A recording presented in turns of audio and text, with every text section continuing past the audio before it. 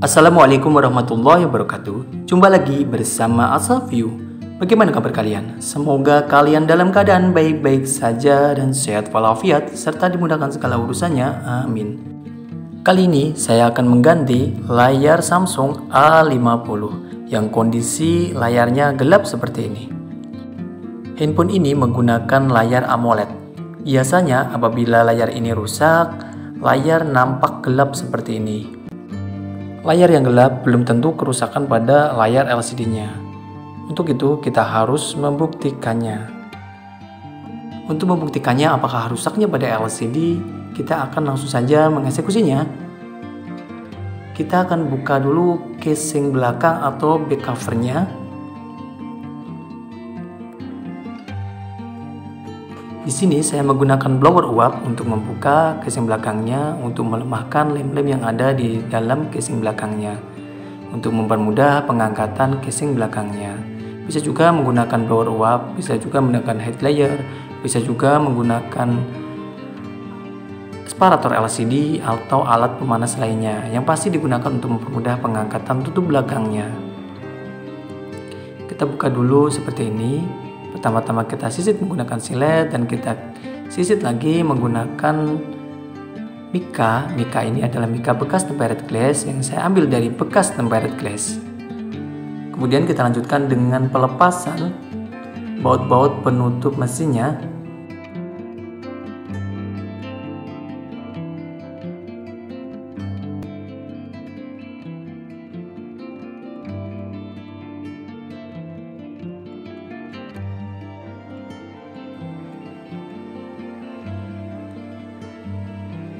Dan kita buka bezel atau penutup mesinnya.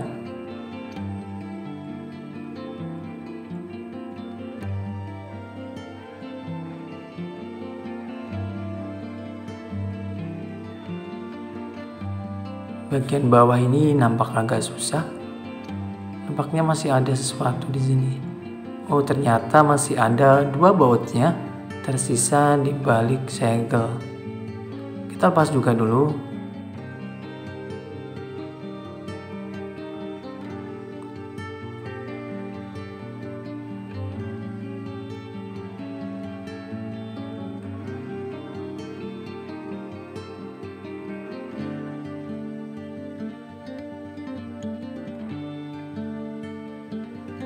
Kita lepas soket baterainya.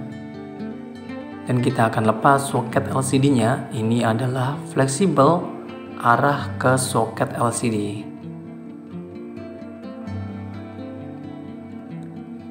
Kita akan mencoba LCD yang baru. Di sini kita perhatikan dulu letak pemasangan LCD-nya. Harus dipasang dengan tepat. Arahnya seperti ini. Untuk layar ini kita menggunakan layar OLED. Layar ini hampir sama dengan bawaan HP-nya, yaitu AMOLED. Di sini kita menggunakan layar OLED.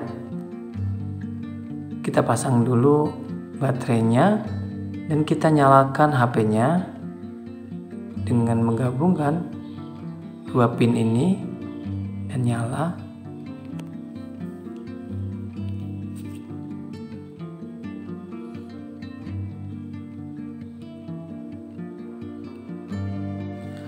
Dan kita akan mencoba fungsi LCD dan touchscreen-nya. Kita yakinkan fungsi LCD dan touchscreen-nya berjalan dengan normal. Kita coba untuk mengetik-ketikan. Di sini kita coba untuk mengetikkan huruf-hurufnya satu persatu sampai semua huruf ini terketik secara sempurna. Untuk meyakinkan fungsi pengetikannya berjalan dengan normal, kita coba untuk menggeser-gesernya seperti ini. Kita coba untuk menggeser-geser ikonnya. Kita rendam ikonnya, kita tahan dan kita geser-geser. Apabila terlepas, kita ulangi lagi. Pelan-pelan saja menggesernya agar tidak mudah terlepas. Kita geser-geser ke semua area LCD-nya. Apabila semua area itu dilewati dengan baik, berarti fungsi LCD ini berjalan dengan baik bagian touchscreen-nya.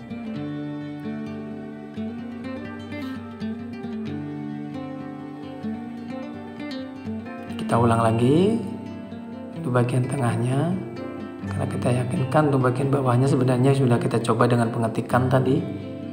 Secara otomatis setiap pengetikan bisa, berarti kemungkinan besar touch sirinya berjalan dengan normal. Dan kita coba untuk kontrasnya, kita coba membesarkan kontrasnya dan mengecilkannya, menerangkannya dan meredupkannya. Kita yakinkan fungsi kontrasnya berjalan dengan normal.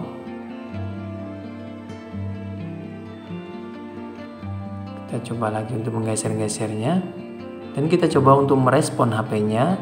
Kita nyalain, kemudian kita respon dengan menekan tombol powernya agar gelap, dan kita nyalakan lagi, gelap dan kita nyalakan lagi.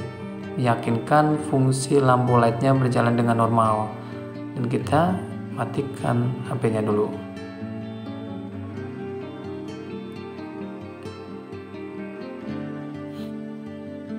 Kita lepas soket baterainya, kemudian kita lepas soket LCD-nya.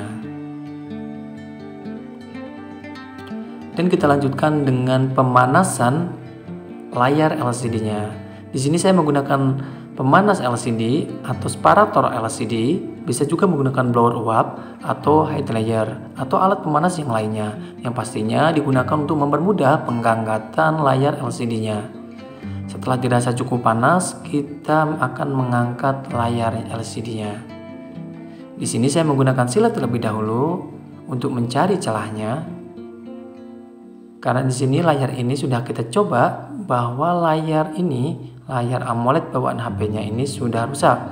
Ada kelihatan bagian yang pecah di dalam layarnya. Jadi sudah dipastikan bahwa layar ini sudah tidak bisa diselamatkan lagi. Jadi pengangkatannya tidak usah difikirkan lagi, kita angkat aja, walaupun kita rusak layarnya tidak apa-apa lagi.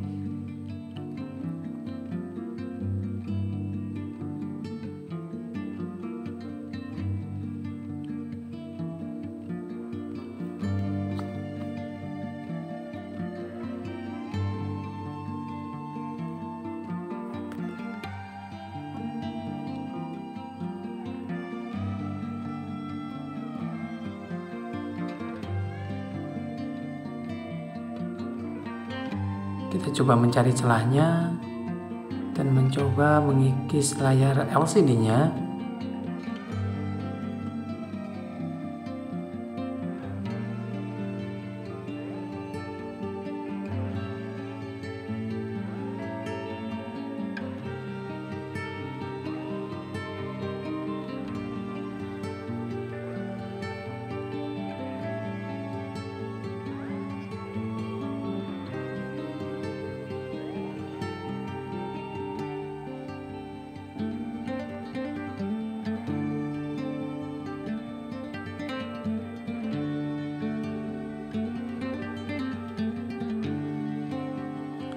Sambil menunggu, alangkah baiknya jika teman-teman membantu menekan tombol like dan subscribe-nya. Apabila sudah, terima kasih. Semoga dimudahkan segala urusannya. Apabila belum, juga terima kasih. Semoga juga dimudahkan segala urusannya. Semoga juga dimudahkan dalam menekan tombol like dan subscribe-nya. Terima kasih.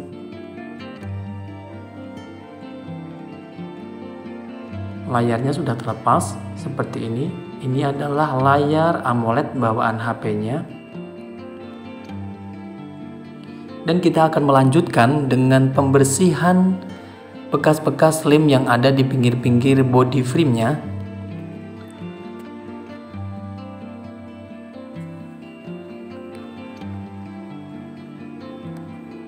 Kita bersihkan di pinggir-pinggir body frame-nya sampai sebersih-bersihnya ya.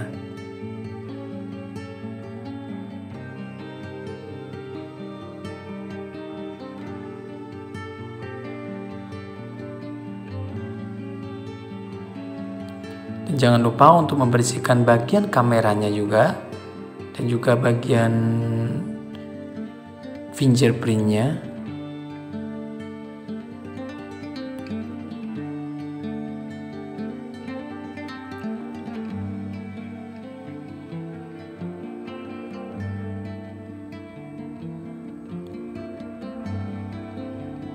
Kita ukur dulu dan kita pasang dulu untuk meyakinkan layar yang baru ini terpasang secara sempurna dan plug di body frame-nya. Untuk menentukan juga apakah body frame-nya ada yang bengkong atau tidak. Bisa juga untuk menentukan bengkong atau tidak ini bisa ditaruh di tempat yang datar untuk body frame-nya. Apabila terdapat bengkong, berarti body frame itu akan bisa bergerak. Berarti terdapat bengkong.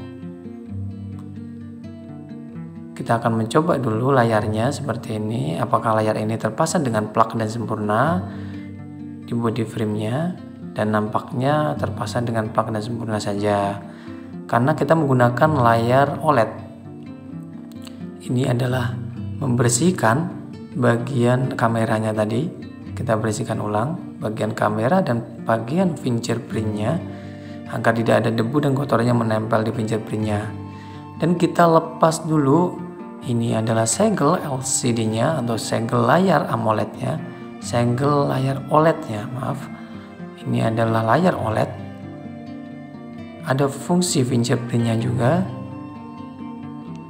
Kita lepas semuanya.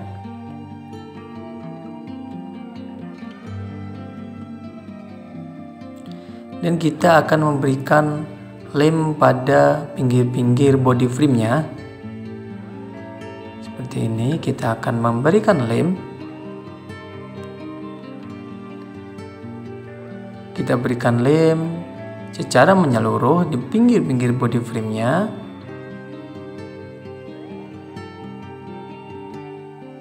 Secukupnya saja.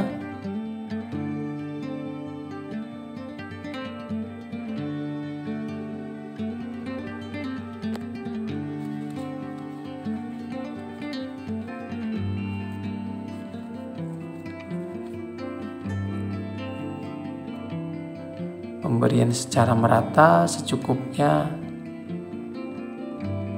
dan kasih sedikit titik-titik lem pada bagian tengahnya untuk memperkuat lem itu menempel pada LCD atau layar yang baru. Kita akan memasang layar yang baru ini. Mulai dari bawah kita masukkan dulu soket LCD-nya, soket layar LCD-nya kita masukkan seperti ini.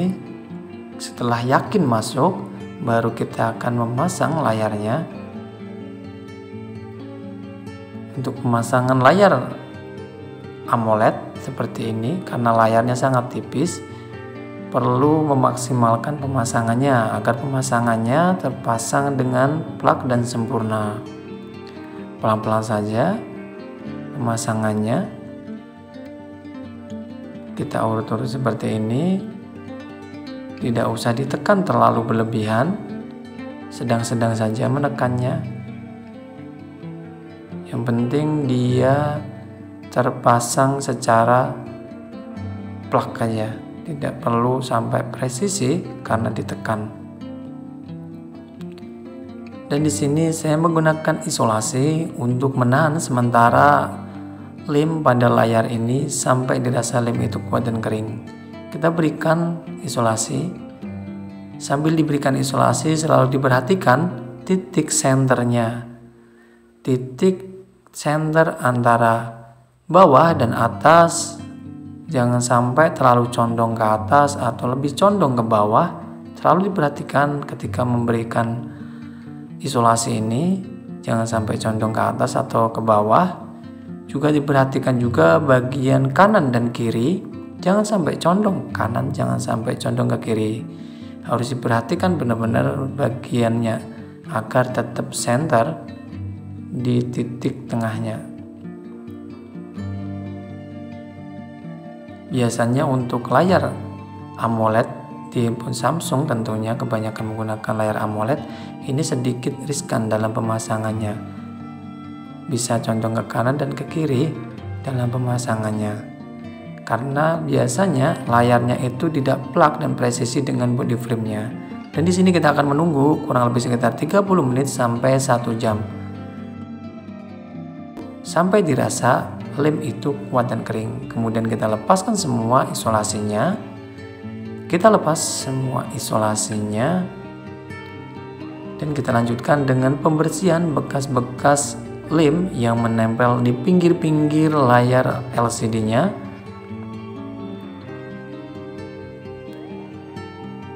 Kita bersihkan sampai sebersih-bersihnya. Ala kadarnya.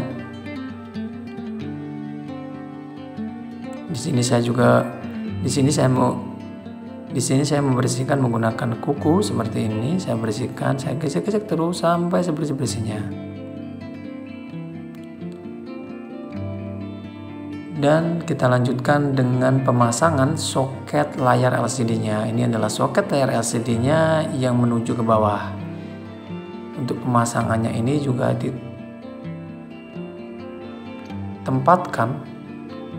kita tempatkan soketnya ini pada tempatnya, karena ada dua titik kanan dan titik kiri seperti ini. Di sini ada titiknya, titik kanan, dan ada titik kirinya. Kita masukkan, kita paskan pada titiknya agar LCD itu bisa terpasang dengan sempurna. Dan kita pasang soketnya. Ini adalah soket LCD-nya. Kita pasang soket LCD-nya. Dan dipasang juga soket yang menuju papan bawahnya.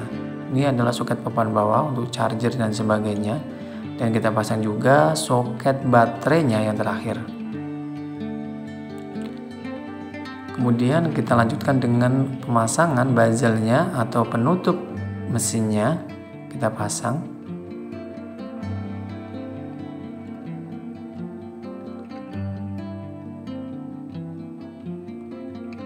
Apabila memasang seperti ini, pastikan bahwa letak jari jempol kita berada pada casing, bukan berada pada LCD-nya, supaya mudah untuk pemasangan casingnya.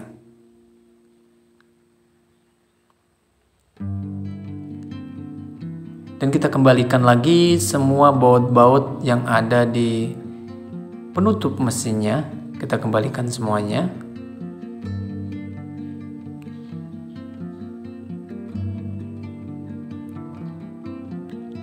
Dan juga kita lem ulang lagi bagian penutup mesinnya, bagian penutup casingnya atau back covernya. Kita tunggu sebentar. Dan kita bersihkan dulu juga ini bagian kameranya dengan menggunakan cotton bud. Bisa juga dengan menggunakan seperti ini, isolasi, kita tempelkan dan kita tarik agar bersih.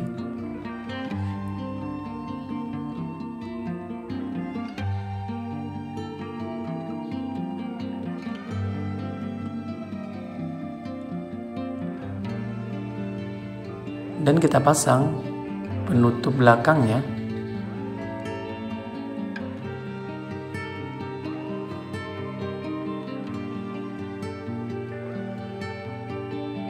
Di sini juga saya menggunakan isolasi kembali untuk menahan sementara penutup belakangnya sampai dirasa penutup belakangnya itu kuat dan kering.